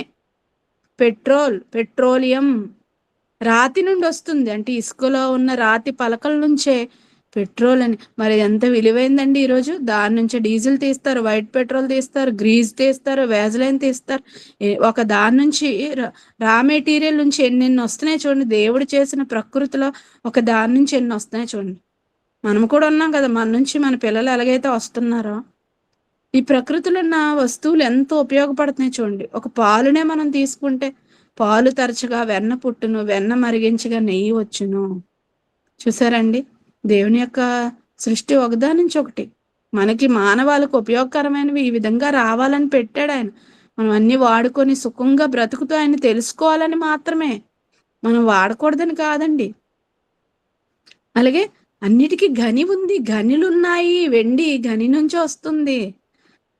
గనులు అంటాడు, మైన్స్ అంటారు కదండి, కోలార్ మైన్స్ అంటారు. మీ వైపు ఉంది, సినిమా కూడా తీశారు కదా. అలాంటి మీకు అర్థం వద్దని చెప్తున్నాను ఏంటి. సువర్ణం, గోల్డ్ మైన్స్, గోల్డ్ మైన్స్ ఉన్నాయి. కేజీఎఫ్ అనే సినిమా కూడా తీశారు, ఎంతలాగా దాని నుండి పోటీ జరుగుతుందో ఏంటి ఇదంతా బైబిల్‌లో దేవుడు ముందుగా వ్రాయించాడు. ఇది చదివేనండి శాస్త్రవేత్తలు కనుగొన్నారు. మరి థామస్ ఆల్వా ఎడిసన్ బల్బ్ కనుగొన్నారు కదా! కానీ నిజమైన జ్ఞానం అయిన వాక్యాన్ని, క్రీస్తుని కనుగొన్నారా? లేదండి. ఈ లోకంలో మనుషులకి ఉపయోగకరమైనవి లేదా తాను చీకటిని పారద్రోలని వెలుగు కనుగొన్నాడు. నిజమైన వెలుగుని ఆయన జీవితంలో కలిగి ఉండలేకపోయాడు. మరి అతను జ్ఞానా? చెప్పండి. మీరన్నీ చేస్తారు. అందరికీ బోధిస్తారు. మీరే భ్రష్టులయిపోతే పౌలు గారు అంటారు, అందరికీ బోధించి నేనే భ్రష్టుడిని అయిపోదునేమో అని నా శరీరాన్ని నలుగుగొట్టి లోపరుచుకుంటున్నాను. ఈ భయం మనకు ఉండాలండి. ఈ భయం మనకు ఉండాలి. మరి శాస్త్రవేత్తల విషయంకి వచ్చేసరికి అందరికీ అన్ని చేసిన వాళ్ళు వారే వారి ఆత్మ ఎక్కడికి వెళ్ళిపోతుంది? లోకంలో చీకటికి అంతం కలుగజేశారు, వెలుగునిచ్చారు. మరి మన ఆత్మ పరలోకం వెళ్ళాలంటే నిజమైన వెలుగు వాక్యాన్ని పంచలేని వ్యక్తి నిజమైన జ్ఞాని ఎలా అవుతాడండి? చనిపోయిన తర్వాత అసలైన జీవితం ఉంది కదా! ఆ జీవితం కోసం చెప్పలేని వాడు జ్ఞానం అవుతాడా? మరి థామస్ ఆల్వా ఎడిసన్ బల్బు కనుగొన్నాడండి. అలాగే సర్ ఆర్థర్ కాటన్ ఆనకట్ట కట్టించారండి. రాజమండ్రిలో ఉంటది. మరి ఆ విషయం కూడా ఎలా కట్టారని బైబిల్‌లో ఉందా అంటే, మరి బండలలో వారు బాటలు కట్టుదురు అని బైబిల్‌లో మనకు కనబడతదండి. 13వ వచనం వరకు మీరు చదవగలిగితే యోబు గ్రంథం 28 అధ్యాయం 1-13 వచనాలు మీరు చదవగలిగితే, బండలలో వారు బాటలు కట్టుదురు అంటే ఈరోజు చూడండి టన్నెల్స్ ఎలా త్రవ్వేస్తుంటారండి. పెద్ద పెద్ద రాళ్ళు, గుహలు, కొండల మధ్యలోంచి టన్నెల్స్ ఉంటాయి. ట్రైన్లు వెళ్ళిపోతూ ఉంటాయి. మరి బొర్రా కేవ్స్ అంటారు ఇక్కడ విశాఖపట్నంలో అరకు దగ్గర. అలాగే మీ సైడ్ కూడా ఉంటాయి. ఎక్కడెక్కడో మరి ఈ దారులు వేసేస్తూ ఉంటారండి. ఇక్కడ కొండ అడ్డుగా ఉందంటే దాన్ని తొలిచేస్తారు. ఆ లోపల దారి వేసేస్తారు. అక్కడ కొండ అడ్డుగా ఉన్నా, సొరంగాలున్నా, అక్కడ రోడ్డు బాలేకపోయినా మరి ఆ బండల్ని కూడా తొలిచేసి రోడ్లు వేశారు. బాటలు అంటే రోడ్డండి ఇవే. ఈ ముందుగా మనుషులు భవిష్యత్తులో చేస్తారని భవిష్యత్తు ఎరిగిన దేవుడు ముందుగా వ్రాయించాడు. వేసుకోమనే వ్రాయించారండి. ఈ చదివి ఎవడో ఒకడు స్ఫూర్తి పొందుతాడు. నా పిల్లలకు అవసరమైనవి కనుగొంటాడని కూడా దేవుడు ఎంతో ప్రేమ చూడండి. శరీరానికి అవసరమైనవి ఇవ్వడమే కాకుండా ఆత్మ జ్ఞానాన్ని కూడా ఆయన వ్రాయించాడు. అయితే ఏ జ్ఞానం గొప్పదని మీరు గ్రహించగలిగితే మన ఆత్మను పరలోకం తీసుకెళ్లే జ్ఞానం గొప్పది కదండి. అదే నిజమైన జ్ఞానంగా మీరు భావించాలి ఈరోజు. ఆ జ్ఞానం ఎవరిలో ఉందంటే పాశ్చాత్య దేశాల్లో లేదు. ఒకనాడు తూర్పు దేశపు జ్ఞానులు తూర్పు దేశాల నుంచి వచ్చి ఎలాగైతే యేసుక్రీస్తు వారిని కనుగొన్నారో అంత మాత్రాన తూర్పు దేశంలో ఉందని చెప్పగలమా? తూర్పు దేశాల్లో ఉందని ఎందుకు చెప్తున్నామంటే యేసుక్రీస్తు వారు పుట్టినది ఎక్కడండి? భౌగోళికంగా చూస్తే ఆసియా ఖండం తూర్పు వైపు ఉందండి. మరి మరి సూర్యుడు ఉదయించే భూమిని జపాన్ అంటారు. జపాన్ ఎక్కడుందండి? ఆసియాలో ఉంది. ఆసియా ఖండంలో మరి ఆ కాంటినెంట్ లోనే మరి ఇజ్రాయెల్ దేశం కూడా ఉందండి. మన యెరూషలేం అని చెప్పుకుంటున్నాం, బెత్లెహేం అని చెప్పుకుంటున్నాం. ఆసియా ఖండంలోనే ఉందండి. తూర్పు వైపు ఉంది. మిడిల్ ఈస్ట్ అంటారు అందుకే. మరి యేసుక్రీస్తు వారు మహాజ్ఞాని అయితే, యేసుక్రీస్తు వారే జ్ఞానం అయితే, మరి ఆయన పేరులోనే ఉంది. ఆయనే సత్యం జ్ఞానమునై ఉన్నాడు. క్రీస్తు దేవుని శక్తి, దేవుని జ్ఞానమునై ఉన్నాడు అంటారు కొరింథీ పత్రికలో. మొదటి అధ్యాయం 24 వచనం చూడండి, రాసుకోండి. ఈ జ్ఞానమైన క్రీస్తు ఎక్కడ పుట్టారు? ఎక్కడి నుంచి మహాజ్ఞానం అనేక దేశాల వైపు తిరిగింది? పాశ్చాత్య దేశాల్లో కాదు, వెస్టర్న్ కంట్రీస్ లో కాదు. మీకు అర్థమైందా? వెస్టర్న్ కంట్రీస్ లో కాదండి, తూర్పు దేశాల్లోనే క్రీస్తు పుట్టారు. అంటే అలాగని ఇప్పుడు అక్కడ లేరా ఎవరు అంటే అండి, తూర్పు దేశాల్లో మహాజ్ఞానం ఉంది. ఈరోజు అన్ని దేశాలకి వ్యాపించిందని చెప్పొచ్చు. ఒకప్పుడు ఎక్కడుందంటే తూర్పు దేశాల్లో ఉంది. యేసుక్రీస్తు వారు తూర్పు దేశంలోనే పుట్టారు. మిడిల్ ఈస్ట్ లో పుట్టారు. భూమి మధ్య ఉన్న ప్రాంతం ఆసియా ఖండంలో ఉంది. తూర్పు వైపు ఉంది ఇజ్రాయెల్ దేశం. అక్కడ యేసుక్రీస్తు వారు పుట్టారు. అందుకే యేసుక్రీస్తు వారి కోసం మాట్లాడుతూ ఆయన యూదులకు తీసారా కొరింథీయులకు రాసిన మొదటి పత్రిక 1:24 వచనం. ఆయన యూదులకు ఆటంకముగాను అన్యజనులకు వేతనముగాను ఉన్నాడు. కానీ యూదులకేమి గ్రీసు దేశస్థులకేమి పిలువబడిన వారికే క్రీస్తు దేవుని శక్తియును దేవుని జ్ఞానమునై ఉన్నాడు. ఎవరెవరికండి? యూదులకేమి గ్రీసు దేశస్థులకి. అంటే యూదులంటే దేవుని పిల్లలు. ఇజ్రాయేలీలు అనుకుంటే గ్రీసు దేశస్థులు అంటే అన్యులండి. పిలువబడిన వారికే క్రీస్తు దేవుని శక్తి, దేవుని జ్ఞానం ఉన్నాడు. అంటే దేవుని జ్ఞానం ఎవరు? యేసుక్రీస్తు వారు. ఆయన ఎక్కడ పుట్టారు? మిడిల్ ఈస్ట్ లో పుట్టారు. తూర్పు వైపు ఉంది. ఆసియా ఖండంలో ఉంది. ఆసియా ఖండం తూర్పు వైపు ఉంది. సూర్యుడికి ఎదురుగా మనం నిలబడితే అదే తూర్పు, వెనకున్నది పడమర, వెస్ట్రన్ కంట్రీస్. అదే దక్షిణం వైపు కుడి చేతి వైపు ఉన్నది సదరన్ కంట్రీస్, అలాగే ఎడం చేతి వైపు నార్థన్ కంట్రీస్ ఏంటి. మరి ఇక్కడ ఎక్కువ శాతం తూర్పు వైపు అండి. ఎండ మనకి కావాలి, డి విటమిన్ కావాలండి అంటే ఎటువైపు నిలబడమంటారండి? సూర్యుడి వైపు. సూర్యుడిలో ఎక్కువగా ఎండలో తిరగండి, మీకు డి విటమిన్ వస్తుంది, శక్తి వస్తుంది అంటారు. ఫిజికల్ గా చూసినా కూడా సూర్యుడి ఎదురుగా నిలబడితే మనకి శక్తి వస్తుంది. అలాగే వాతావరణం అంతా చక్కగా ఉండే ప్రాంతాలు మనం చూడగలిగితే అండి, కొన్ని ప్రాంతాలు అయితే ఎక్కువ చలి ఉంటుంది, లేదైతే అయితే వేడి ఎక్కువ ఉంటుంది. అలా కాదండి, మనకు అన్ని సమపాలలో ఉంటాయి కాదంటారా? మనకి అన్ని కరెక్ట్ గా ఉంటాయి. మరి కరెక్ట్ గా ఉష్ణోగ్రతలు మరి ఇవన్నీ కరెక్ట్ గా ఉన్న వైపు మనుషులు చక్కగా ఎదుగుతారండి. అది సైంటిఫిక్ గా కూడా ప్రూవ్ అయింది. ఇక్కడ ఏమంటున్నాడంటే జ్ఞానం ఏం చేస్తుందట? ఘోషిస్తుందంటే. ఈ జ్ఞానం ఏం చేస్తుంది తెలుసా? ఘోషిస్తుంది. ఘోష అంటే తెలుసా మీకు? నరఘోష, నీకో నమస్కారం అని రాస్తారు ఆటోల మీద మా సైడు. మనుషులు ఎక్కడైనా ఎక్కువ మంది ఉన్నారని గోల గోల ఘోష ఘోష అంటారు, సౌండ్. మరి జ్ఞానం అరుస్తూ చెప్తుందటండి. సామెతల గ్రంథం 8:1 ఇందాక చదువుకున్న సామెతల గ్రంథం 1:22లో జ్ఞానం లేని వారు జ్ఞానం లేని వాళ్ళారా మీరు జ్ఞానం లేని వారిగా ఉండకండి అని బ్రతిమలాడుకుంటున్నట్టుగా కనబడుతుంది. సామెతల గ్రంథం 8:1లో కూడా జ్ఞానం ఘోషిస్తుంది, వివేచన తన స్వరమును వినిపించుచున్నది అని ఇక్కడ చెప్పడం జరిగింది. జ్ఞానం ఘోషిస్తుందంట, అంటే అరుస్తుందా? ఎందుకు? నేర్చుకోమనండి. ఈరోజు ఈ జ్ఞానం ఎవరు నేర్చుకోవట్లేదు. అరవలసిన అవసరం ఏంటి? యేసుక్రీస్తు వారి ఈరోజు వాక్య ప్రకటన జరుగుతుంది. సువార్తలకు వెళ్తున్నాం, మైకుల్లో చెప్తున్నాం, ప్రతి ఆదివారం చెప్తున్నాం. ఎందుకు? ఇది నేర్చుకోవాలి. అవసరమా? లోక జ్ఞానం నేర్చుకున్నాం కదా. లేదు, అవసరం. ప్రతిరోజు నేర్చుకున్న వాళ్ళు ఉంటారు, ప్రతిరోజు కూడుకున్న వాళ్ళు ఉంటారు ఈ బోధ యందు. మరి ఎందుకండి? తన స్వరం వినిపిస్తుందంట, ఘోషిస్తుందంట నేర్చుకోమని. ఈ జ్ఞానం లేకపోతే మన ఆత్మ ఎక్కడికి వెళ్ళిపోతుంది. అందుకే జ్ఞానం నేర్చుకోవాలని దేవుడు మరీ ఘోషిస్తుందనే పదం వ్రాయించారండి. మరి వివేచన దొరుకు స్థలం ఎక్కడ ఉంది? మనం యోబు గ్రంథం 28:1-13లో అన్నిటికీ గనులున్నాయి, అన్నీ ఎక్కడెక్కడో దొరుకుతున్నాయిగా, జ్ఞానం ఎక్కడ దొరుకుతుంది అని అన్నప్పుడు, ఆ జ్ఞానం ఎక్కడ దొరుకుతుంది అని మనం చూసినప్పుడు, ఆ జ్ఞానం కేర్ ఆఫ్ అడ్రస్ ఎక్కడుందంటే ఆ జ్ఞానం ఘోషిస్తుందని మనం చదువుకున్నాం. ఒకనాడు పాత నిబంధనలో మనం చూడగలిగితే జ్ఞానిగా ఈ భూపతులందరిలో జ్ఞానిగా ఎవరు పిలువబడ్డారంటే సొలొమోను గారండి. He is as wise as Solomon అని అంటారు. సొలొమోన్ షేబ చరిత్ర కూడా మనం చదువుకుంటాం. సొలొమోన్ గారి జ్ఞానాన్ని వినడానికి యూదుల రాజైన ఇశ్రాయేలీల రాజైన సొలొమోన్ గారి యొక్క జ్ఞానం వినడానికి, ఆయన పరీక్షించి మరి అతని కోసం తెలుసుకోవడానికి ఆమె ఎక్కడి నుంచి వస్తుందంటే షేబా దేశం అనే దేశం నుండి ఆమె రావడం జరుగుతుంది. నేర్చుకొని నేను విన్న దానికంటే ఇక్కడికి వచ్చి చూసింది ఇంకా ఎక్కువని దేవుణ్ణి గనపరిచి దేవుణ్ణి తెలుసుకొని వెళ్ళిపోద్దండి ఆ జ్ఞానాన్ని బట్టి. అంటే ఒక గొప్ప రాణి ఒక దేశానికి ఎప్పటికీ ఉందండి. సౌత్ వెస్ట్ అరేబియాలో ఉంది యెమెన్, YEMEN, యెమెన్ సనా దానికి క్యాపిటల్. అక్కడ నుంచి ఆమె వచ్చింది. మరి జాగ్రఫికల్ గా మనం చూస్తే ఇప్పటికీ ఆ ప్రాంతం ఉంది, ఆమె పరిపాలించిందని చరిత్ర చెప్తుంది. ఆమె అంత గొప్పది. అక్కడి నుంచి రావాలా అండి? పక్కనున్న చర్చికే వెళ్ళడానికి మనం ఇష్టపడం. ఎక్కడైనా వాక్యం చెప్తున్నారంటే నిజమైన జ్ఞానం అక్కడికి వెళ్ళడానికి మన కాళ్ళు వెళ్ళవు. ఆమె తన పరివారంతో అప్పుడేమైనా ఫ్లైట్లు ఉన్నాయా చెప్పండి? లేవండి.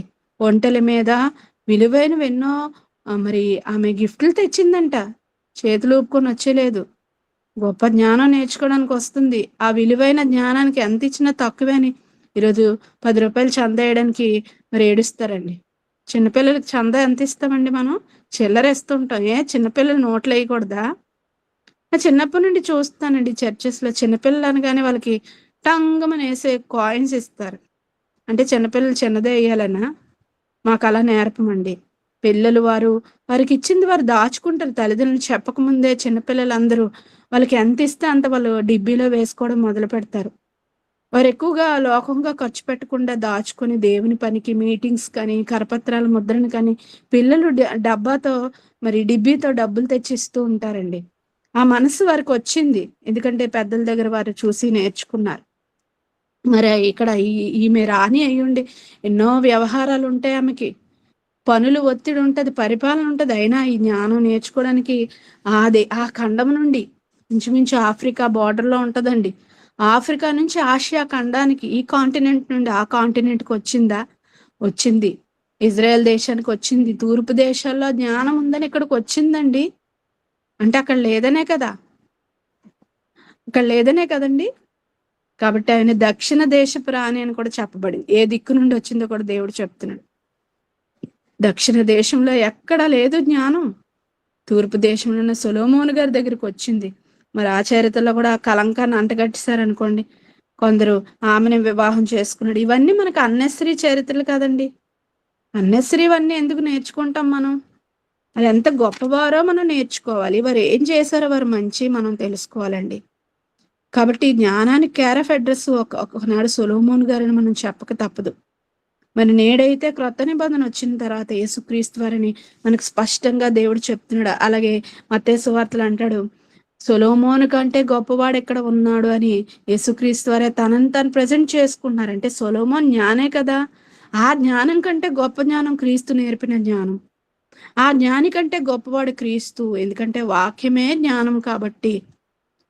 మరి ఆ రోజు సర్వసత్యం రాలేదండి. సంపూర్ణ జ్ఞానం సొలొమోనుకి లేదు అని చెప్పక తప్పదు. సర్వసత్యం అనేది క్రొత్త నిబంధనలోనే వచ్చిందండి. సర్వసత్యము అంటాం. అంటే అప్పుడున్నదేంటి?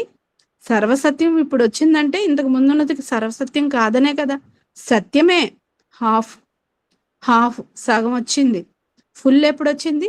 యేసుక్రీస్తు వారు వచ్చిన తర్వాత ఆయన నేర్పి ఆయన వెళ్ళిపోయి పరిశుద్ధాత్మ దేవుని పంపించి సత్య స్వరూపి అయిన ఆత్మ వచ్చినప్పుడు మిమ్మల్ని సర్వ సత్యంలోనికి నడిపించును అని చెప్పడం జరిగింది.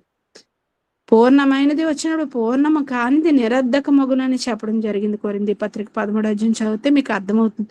పూర్ణమైనది, పూర్ణమైన జ్ఞానం అంటే నీ వాక్యము అని ఉంటది.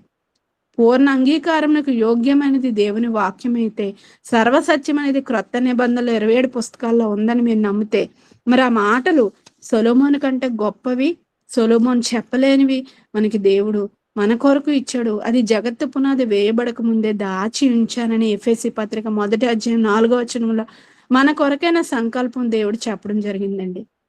అంటే మనం చదవాలి, నేర్చుకోవాలని జగత్తు పునాది వేయబడక ముందే దేవుడు దాన్ని దాచి ఉంచాడంట. అది ఎప్పుడు రివీల్ చేశాడంటే ఆ గ్రంథాన్ని విప్పుటకు యోగ్యుడు దావీదు వేరు చిగురైన యేసుక్రీస్తు వారిని యోధా గోత్రంలో పుట్టించి ఆయన పంపించి మహాజ్ఞానాన్ని మనకి చెప్పాడు. అందుకే క్రీస్తు దేవుని శక్తి, దేవుని జ్ఞానం నాడు. ఆయన తూర్పు దేశాల్లో పుట్టారు. తూర్పు దేశాల నుండి అనేక దేశాలకు వ్యాపించిందని చెప్పక తప్పదండి. మరి ఆ తూర్పు దేశాల్లో మరి జపాన్ అయి ఉండొచ్చు, ఏ దేశమో మనం చెప్పలేం కానీ జ్ఞానులు వచ్చారని ఉంది కదా! అంటే జ్ఞానులు ఎక్కడున్నారు? తూర్పు దేశం నుండే వచ్చారు. మరి దక్షిణ దేశం నుండి వచ్చిన రాణి జ్ఞానం తెలుసుకోవాలని వచ్చింది. ఆమె దగ్గర లేదనే కదండి! మరి ప్రాణులున్న దేశంలో అది లేదు అంటున్నాడేంటి? ఒకప్పుడు యోబు గారున్న కాలంకి వచ్చేసరికి ప్రాణులున్న దేశంలో జ్ఞానం లేదు అంటున్నాడు. అర్థమవుతుందా మీకు? కాబట్టి జ్ఞానమైన యేసుక్రీస్తు వారు అప్పటికి పుట్టలేదండి. కాబట్టే లేదు అంటున్నాడు. క్రొత్త నిబంధన కాలంలో తూర్పు దేశంలో వచ్చారు, ఆయన పుట్టారు కాబట్టే యోబు గారు అంటున్నారు, ప్రాణులున్న దేశంలో జ్ఞానం లేదని యోబు గారు రాసేటప్పటికి మరి సర్వసత్యం యేసుక్రీస్తు వారు జ్ఞానమైన క్రీస్తు పుట్టలేదు కాబట్టి ఆ మాట అనడం జరుగుతుందండి. శరీరాన్ని ధరించుకుంది దైవ జ్ఞానం, దేవుని మాటే జ్ఞానం. ఆయనే యేసుక్రీస్తు వారు శరీరధారిగా ఆయన కృపాసత్య సంపూర్ణుడిగా మన మధ్యన నివసించెను. మరి ఇప్పుడు భూమి మీద ఉందా ఏంటి? బైబిల్ గ్రంథంగా మన మధ్యన వాక్యంగా ఉన్నారండి. ఒకప్పుడు శరీరంతో మొదటి శతాబ్దంలో పుట్టారు, అనేక మాటలు చెప్పారు. ఇప్పుడు వాక్యంగా మన మధ్య ఉన్నారు. అదే యోహాను సువార్త 1వ అధ్యాయం 1వ వచనం 14వ వచనం మనం చూస్తే ఒకప్పుడు తండ్రి దగ్గర ఉన్న వాక్యమే. ఆది యందు వాక్యం ఉండెను, వాక్యం దేవుని యొద్ద ఉండెను, వాక్యం దేవుడే ఉండెను. క్రీస్తు వాక్యమైన దేవుడు.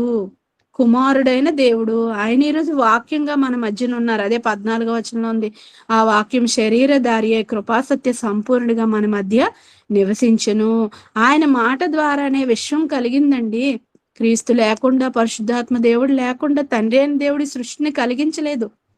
కలుగుగాకనే మాటే యేసు క్రీస్తు వారు. ఆ మాట ఈరోజు మీ చేతులున్న ఏ ఏ మాట అయితే ప్రకృతిని కలిగించిందో, బిగ్ బ్యాంగ్ అని చెప్తున్నామో, పెద్ద శబ్దము ప్రేలుడని చెప్తున్నాము, ఆ శబ్దం, ఆ మాటే ఈరోజు మన చేతిలో ఉన్న 66 పుస్తకాలు కలిగిన బైబిల్ గ్రంథం, మహాజ్ఞాన గ్రంథం. సర్వసత్యం అనేది క్రొత్త నిబంధనలో క్రోడీకరించబడింది. ఈ జ్ఞానం మనం చేత పడితే మనం కూడా జ్ఞానులమే. ఈ జ్ఞానం తూర్పు దేశాల్లో ఒకప్పుడు సొలొమోను గారి కాలంలో ఉంది. తర్వాతకు వచ్చేసరికి క్రీస్తు శకంలో, క్రీస్తు పూర్వంలో సొలొమోను గారు కూడా యెరూషలేములోనే, అదే తూర్పు దేశాల్లో ఉన్న యెరూషలేములోనే నివసించారండి. యేసుక్రీస్తు వారు కూడా అదే తూర్పు దేశంలో ఉన్న బెత్లెహేము, యెరూషలేములోనే పుట్టారండి. చూసండి, తూర్పులోనే పుడుతున్నారు చూడండి. అందుకేనండి ఈ పాఠానికి ఆ పేరు పెట్టడం జరిగింది, మహాజ్ఞానం తూర్పు దేశాల్లో ఉన్నదా. నేడైతే అన్ని దేశాలకి విస్తరించిందని చెప్పాలండి. నేడైతే ఈ తూర్పు దేశాలు, ఎందుకు క్రీస్తు మాటలు ప్రపంచానికి అంతటికీ విస్తరించాయి కదా. అమెరికా వెళ్ళిపోయి, ఇంగ్లాండ్ వెళ్ళిపోయి, ఇండియా వెళ్ళిపోయి, అన్ని దేశాలకి ఇప్పుడు వెళ్ళిపోయాయి. ఒకప్పుడైతే లేదు.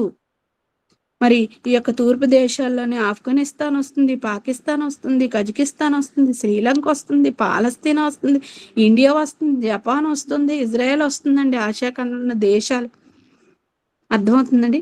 భూమికి మధ్యలోనదే మధ్యధరా సముద్రం అయితే అక్కడే ఈ యొక్క పాలస్తీనా, ఇజ్రాయెల్ దేశం మనం కనుగొంటాం. యేసుక్రీస్తు వారు పుట్టిన దేశం. వాళ్ళు ఎంత జ్ఞానులో మీరు చూస్తారు ఇప్పుడు చరిత్రలో కూడా. అలాగే మత్తయి సువార్త 2వ అధ్యాయం మొదటి 2 వచనాల్లో కూడా తూర్పు దేశపు జ్ఞానులు అంటాడు.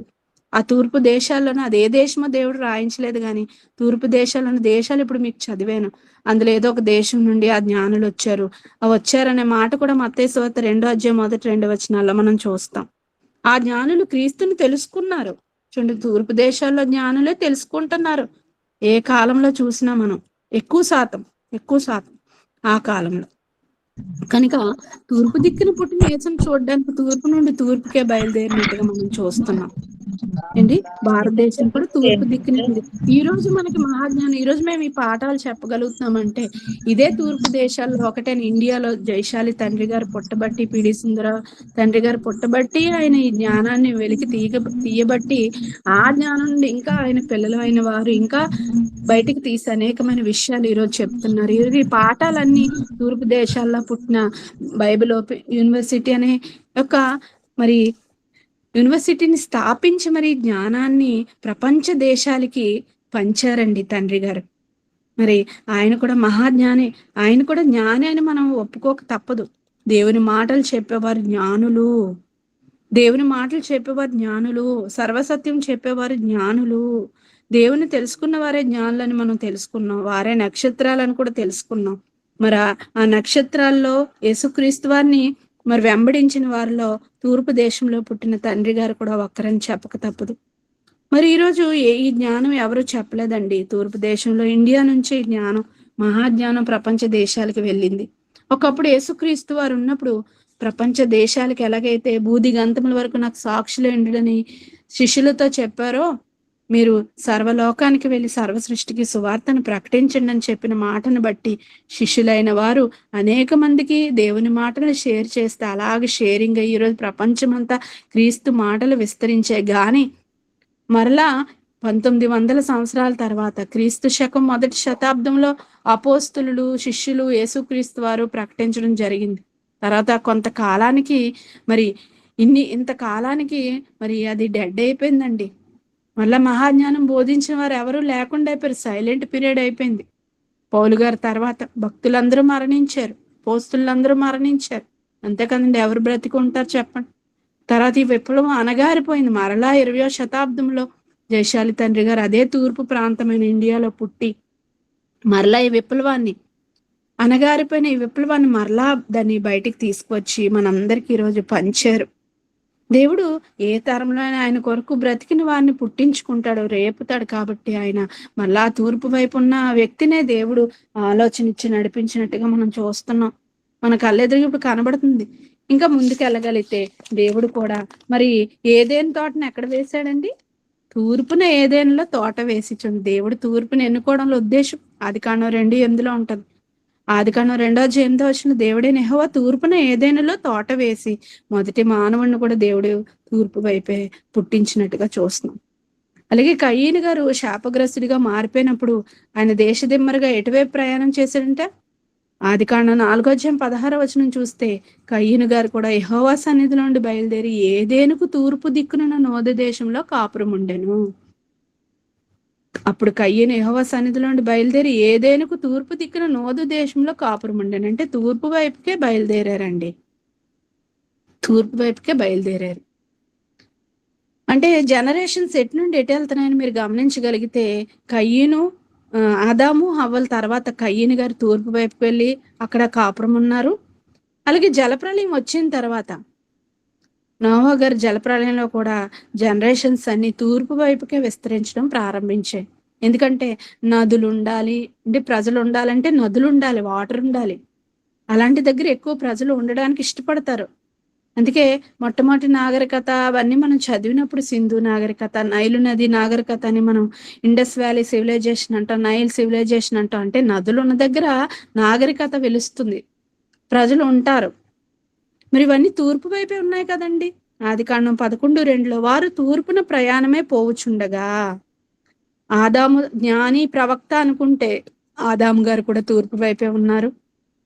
నోవహు గారు కూడా నీతిమంతుడు, తన తరంలో నిందారేతుడు, దేవుని జ్ఞానం తెలుసుకున్నవాడు అనుకుంటా ఆయన కూడా తూర్పు వైపుగా ప్రయాణం చేశారు. అరారాతు పర్వతాలు టర్కీలో ఉన్నాయండి. టర్కీ కూడా ఆసియా ఖండంలోనే ఉంది. మౌంట్ అరారట్ అని అంటారు. అరారత్ పర్వతాల మీద ఆ ఓడ నిలిచింది కదా, అక్కడి నుంచి మరలా షేము, హాము, యాపేత్ అని వారు విస్తరించడం ప్రారంభించారు. అది కూడా ఆసియా ఖండంలోనే టర్కీ అనే ప్రాంతంలో ఆ అరారత్ పర్వతాలు ఉన్నట్టుగా ఈరోజు గుర్తించారండి. తొలి మానవుని సంతానం తూర్పు వైపుకే ప్రయాణం చేసినట్టుగా మనం చూస్తున్నాం. వారు జ్ఞానులే, దేవుని తెలుసుకున్నారు కదండి. మరి ఆ రోజు జలప్రలయం నుండి తప్పించబడ్డారు అంటే అర్థం ఏంటండి? జ్ఞాని కాదా నోవా గారు, ఆయన కుమారులు? అలాగే దేవుడు కూడా మరి యేసుక్రీస్తు వారి కొరకైన ప్రవచనం మలాకీ గ్రంథంలో చూడగలిగితే, మలాకీ గ్రంథం 4:2 మనం చూడగలిగితే, ముగిస్తానండి. మలాకీ గ్రంథం 4:2 మనం చూడగలిగితే, అయితే నా నామమందు భయభక్తులు గలవాడగు మీకు నీతి సూర్యుడు ఉదయించును. యేసుక్రీస్తు వారి కోసం చెప్పబడుతుంది. నా నామమందు భయభక్తులు గలవారగు మీకు నీతి సూర్యుడు ఉదయించును. యేసుక్రీస్తు వారు పుడతారని మరి ముందుగానే దేవుడు మలాకీ గారి ద్వారా రాయించాడు. మలాకీలో చెప్పబడింది, మత్తయి సువార్తలో ఆయన పుట్టారండి. సూర్యుడే కాదు, నీతి సూర్యుడు. మనకి నీతి ఎలా కలుగుతుంది? క్రీస్తుని నమ్ముటి ద్వారా మనం నీతిమంతులం అవుతున్నాం. మనం తప్పు చేయకపోవడం వల్ల నీతిమంతులం కాదండి, దేవుని కృప ద్వారా. మనం ఏ పని చేయకపోయినా ముందు నమ్మాం కదండి. ఎంత కోట్ల మందిలో నమ్మలేని వాళ్ళు చాలా మంది ఉన్నారు. నమ్మడం కూడా పనే. మనం ఎలాంటి వారమైనా దేవుడు ఉన్నాడని నమ్మాము అంటే మనం జ్ఞానులం అయిపోయాం. నమ్మడం ద్వారా మనం నీతిమంతులం అయిపోయాం. అలాగే జ్ఞానం కూడా మనకి ఇవ్వబడింది అండి. ఎలాంటి వారమైనా ఈ జ్ఞానం నేర్చుకుంటే మంచి వారిగా, దేవునికి నచ్చిన వారిగా మారిపోతామండి. ఈ జ్ఞానం వల్ల ఉపయోగం అంత గొప్పది. కాబట్టి ఇక్కడ ఆదాము జ్ఞాన కాదా అంటే ఏంటి, ప్రక్కటెముకను తీసి స్త్రీని చేయగానే చూసి ఏమన్నారండి ఆదాము గారు? చెప్పేశారు, నా ఎముకలో ఎముక, పేరు కూడా పెట్టేశారండి, నారి అని. చూడండి, మన పేర్లు పెట్టడం రాదు, ఎంత చక్కగా పెట్టారండి. నారి, నరుడు అని నారి అని పేరు పెట్టారు. మరి జ్ఞాని కాదంటారా? చూసారా? అలాగే సొలొమోన్ గారు కూడా మరి శాబదేశ్ ప్రాణి రియల్ ఫ్లవర్ ని, అలాగే ఆర్టిఫిషియల్ ఫ్లవర్, కృత్రిమైన పువ్వుని, నిజమైన పువ్వుని చూపించి ఏది నిజమైనది ఏది కృత్రిమైనది కనుగొనమంటదండి. అప్పుడు సొలొమోన్ గారు ఏం చేస్తారంటే ఆ ఉద్యానవనపు కిటికీలు తలుపులు తెరవమంటారు. కీటకాలు, తుమ్మెదలు ఏముంటాయి కదా, తేనెటీగలు వచ్చి ఏ పువ్వు మీద అయితే వాలుతుందో ఆ పువ్వు నిజమైన పుష్పం, నిజమైన పువ్వు అంటారు. అదే ఆర్టిఫిషియల్ ఫ్లవర్ మీద పురుగు వాలుతుందా? అందులో తేనె ఉండదు, ఏముండదు, ఎందుకు వాలుతుందండి? కాబట్టి అలా ఆయన ఎంతో జ్ఞానంతో ఆమె వేసిన ప్రశ్నలు అన్నిటికీ సమాధానం చెప్పారటండి. ఆ విషయాలు కూడా మనం లోక చదువులో కూడా నేర్పిస్తారు, నాన్ డీటెయిల్లో వస్తుంది. సాల్మన్ అండ్ షీబా హిస్టరీ అని అండి. కొన్ని అబద్ధాలు, కల్పితాలు కూడా ఉన్నాయనుకోండి. కాబట్టి బైబిలే నిజమైన జ్ఞానం చెప్పగలదు. వారు చెప్పినవి అబద్ధాలని కొన్ని మనం తీసుకోకూడదు. బైబిల్ చెప్పింది ఎందుకంటే క్రియేట్ చేసిన వాడు, క్రియేటర్ చెప్పిందే నిజం. చేసిన వాడే చెప్పగలడు గాని ఎక్కడో వినీసి రాసిన వాడు కల్పితం రాయొచ్చు, లేనిది రాయొచ్చు, నిజం కూడా రాయొచ్చు. కాబట్టి అది మనం తీసుకోకూడదు. లోక జ్ఞానం నిజమైన జ్ఞానం కాదండి. ఇకపోతే లోక జ్ఞానం కోసం దేవుడు అంటాడు, యాకోబు పత్రిక 3:15 మనం చూస్తే, వెర్రి జ్ఞానం దయ్యముల జ్ఞానం అంటాడు. ఈ లోక జ్ఞానం వెర్రి జ్ఞానం, దయ్యముల జ్ఞానం. మరి మనం నేర్చుకుంటుంది, మరి ఎన్నో లక్షల కోట్లు పెట్టి మనం నేర్చుకుంటుంది ఏంటో తెలుసా? లోక జ్ఞానం, వెర్రి జ్ఞానం, దయ్యముల జ్ఞానం. అంటే ఈ లోకంలో ఎలా బ్రతకాలి, ఈ లోకంలో 60-70 ఏళ్ళకి మనం ఎలా సుఖించాలి, ఎలా బ్రతకాలని మాత్రమే నేర్పిస్తుంది. కాబట్టి అది సాతాను ఈ లోకం కోసమే బ్రతకని చెప్తుంది. కాబట్టి అది దెయ్యముల జ్ఞానంతో పోల్చాడు దేవుడు. మరి దేవుని జ్ఞానం ఎటువంటిదంటే అదే యాకోబు పత్రికలో ఉంటుందండి. పైనుండి వచ్చే జ్ఞానం పవిత్రమైనది, సమాధానకరమైనది అండి. దేవుని జ్ఞానం నేర్చుకున్న వాళ్ళు క్రైస్తవులు చూడండి, ఎవరైనా కొడితే కొట్టేరు, ఎవరైనా తిడితే తిట్టరు, అందరికీ దాన ధర్మాలు చేస్తారు, శాంతి అంటారు. అదే లోకంలో ఉన్న వాళ్ళు అలా ఉంటారా? కొట్టుకుంటారు, చంపుకుంటారు. అంటే దేవుని జ్ఞానం నేర్చుకున్న వాళ్ళు ఎంతో సాత్వికులుగా ఉంటారండి. అదే దెయ్యముల జ్ఞానం నేర్చుకున్నారు. ఈరోజు స్కూల్లోనే జ్ఞానం అని అనుకుంటే ఈరోజు స్కూల్లో ఉన్న ర్యాగింగ్ స్కూల్ నుంచి స్టార్ట్ అయిపోద్దండి. కాలేజీలో ర్యాగింగ్ అని ఒకప్పుడు అనుకున్నాం, స్కూల్స్లో కూడా ర్యాగింగే అండి. మరి ఎన్ని అత్యాచారాలు, రేప్స్ జరుగుతున్నాయి, దొంగతనాలు జరుగుతాయండి. మా ఇంటి దగ్గర స్టూడెంట్స్, బీటెక్ స్టూడెంట్స్ దొంగతనాలు చేస్తారండి. వాళ్ళ తండ్రుల జోబులోంచి డబ్బులు కొట్టేస్తారు. కొన్ని ఇంట్లు కూడా వెళ్ళి బండ్లు కొట్టేస్తారు, దొంగతనం చేస్తారు.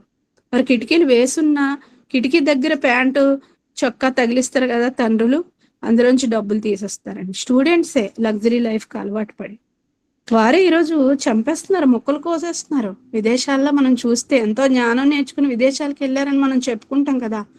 మా పిల్లలు అబ్రాడ్లో ఉన్నారండి, మా పిల్లలు ఆస్ట్రేలియాలో ఉన్నారండి, మా పిల్లలు అమెరికాలో ఉన్నారండి, మనం గొప్పగా చెప్పుకుంటాం. కల్చర్లెస్ కంట్రీస్ అండి అవి. మరి అక్కడికి వెళ్ళిన వాళ్ళు ఏమైపోతున్నారంటే కట్నం కోసము ఆ వెర్రి నేర్చుకుని వాళ్ళు ఏం చేస్తున్నారు తెలుసా? చంపడమే పెద్ద తప్పు అంటే చంపేసి ముక్కలు కోసి బ్యాగులో కూరి మరి ఇక్కడ అక్కడ పారేయడం అంట. ఈ కల్చర్ అంతా వచ్చిందండి. ఈరోజు ఇక్కడ కూడా మన దేశంలో కూడా ఎన్ని న్యూస్లు మనం వింటున్నాం చూడండి. మరి జ్ఞానం అందుకే అంటాడు ఇర్మియా గ్రంథంలో, మరి దేవుని జ్ఞానం లేనివాడే ఏంటంట వింత పశువు. లోకంలో మనకు ఒక సామెత ఉంది, విద్య లేనివాడు వింత పశువు. అంటే ఏ విద్య లేనివాడు? లోక విద్య కలిగిన వాడు వింత పశువే ఎలాగన. కానీ లోక విద్య కోసం అది వాడతాం. కానీ ఈరోజు మనం చెప్పాలి ఏంటో తెలుసా? దేవుని విద్య లేనివాడు వింత పశువు. ఇర్మియా గ్రంథంలో ఉంటుందండి, నా విద్య లేనివాడు వాడు వింత పశువు అని దేవుడే అంటున్నాడు. ఇర్మియా గ్రంథంలో ఉంటుంది ఆ మాట. మీకు ఎప్పుడైనా తర్వాత బ్రదర్కి పెడతాను, ఆయన ఇస్తారు మీకు అండి. కాబట్టి తూర్పు దేశస్తుల జ్ఞానం గొప్పది అని కూడా మనం వచనం చూడగలిగితే కొన్ని వచనాలు చూసి ముగించుకుందాం అండి. మొదటి రాజుల గ్రంథం 4:29. ఇది పెద్ద పాఠం, ముగించేస్తాను అందుకని చెప్పేస్తున్నానండి. మొదటి రాజుల గ్రంథం 4:29-30 వచనాలు చూస్తే, దేవుడు జ్ఞానమును బుద్ధిని వర్ణింప శక్యము కాని వివేచన గల మనసును సొలొమోనుకు దయచేసెను.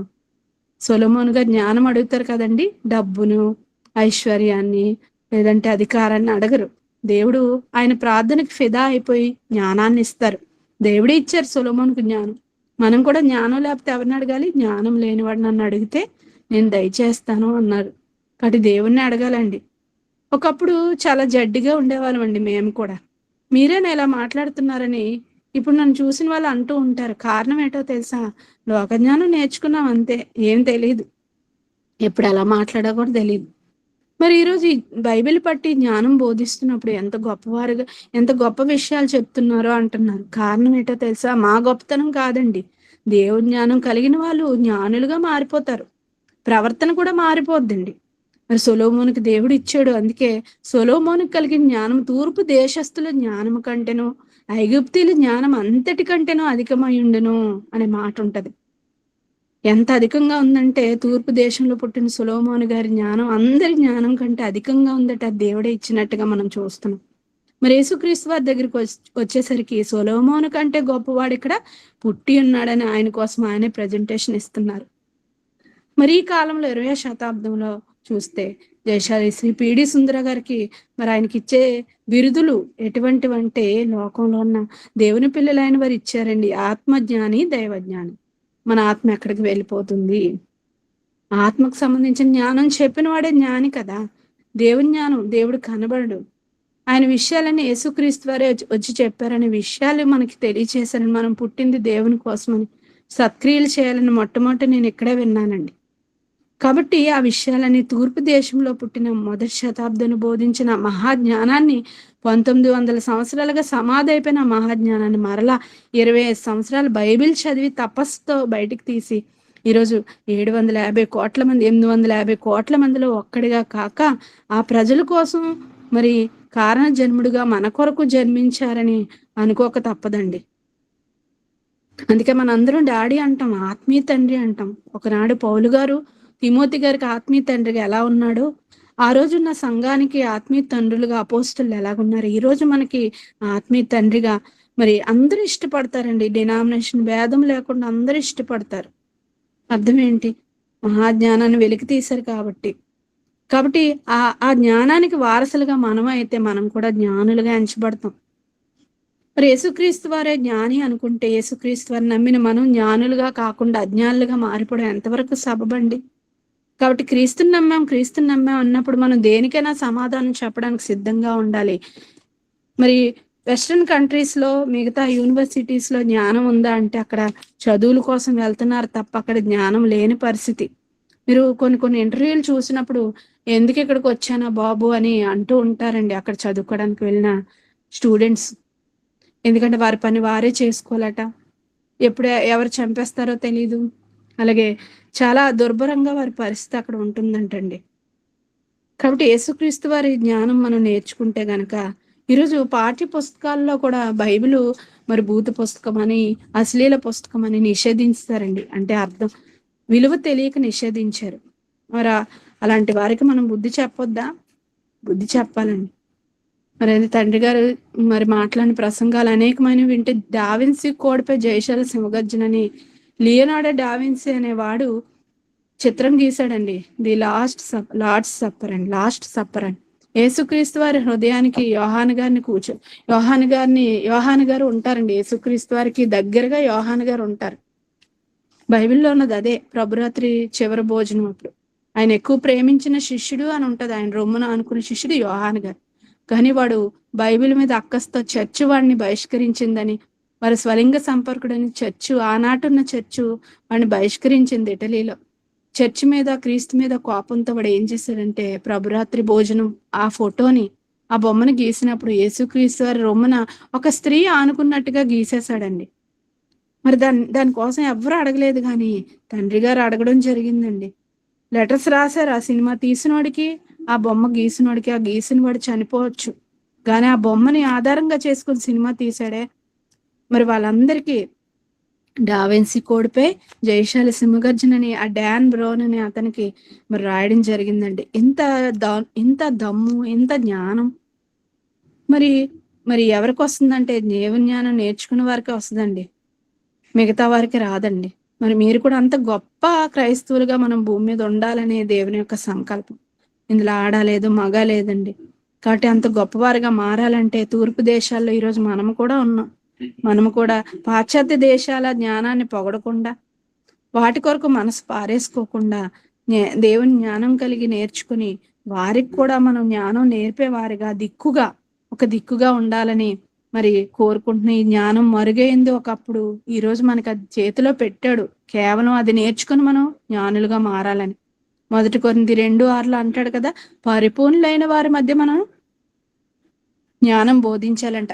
మనం ఏదో చదువు లేని వారికి చెప్పమని కాదండి. ఎవరైతే అధికారులు, జ్ఞానులు, మేము జ్ఞానులమని ఎవరైతే పరిపూర్ణులు, మీ కంప్లీట్ మ్యాన్స్ అని ఎవరైతే అనుకుంటున్నారో వారికి కూడా మనం బోధించగలమట. చూడండి, ఇప్పుడు డాన్ బ్రౌన్ అనే ఆయనకి, విదేశాల్లో ఉన్న ఆయనకి ఛాలెంజ్ విసిరారు అంటే అర్థం ఏంటి?